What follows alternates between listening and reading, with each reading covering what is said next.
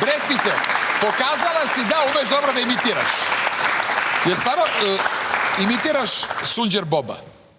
Da. Čekaj, jesi to ovako, jesi nekad davala glas za crtač? Nisam, ali to mi je stvarno baš velika želja. To bi baš voljela da neki sledeći projekat bude. Da, daš glas za Sunđer Boba. Ne za Sunđer Boba, nego za nekog novog lika. Jel možeš da mi, evo jedan predlog, glasom Sunđer Boba... Mogu, kaži. Otpevaš? Ne mogu da pevam, ne znam, nisam nikad probala da pevam. A da probaš? Šta je to u tvojim venama? Kako bi otpevao to Sunđer Boba? Ne znam, baš nemam pojma. Nikada nisam probala da pevam, tako da ne bih da se sad izblamiram. Šta je to? Ja ne znam, ja bih pevao da znam da stavim glas kao Sunđer Boba. A znaš samo da pričaš kao Sunđer Boba? Da, znam samo da pričam, ne znam... Pokušaj, evo, daj mi samo jedan stih. Šta je to u tvojim venama, što me tera... Da. Šta je to u tvojim venama, što me tera drugim ženama? Eto, dobro je, bravo.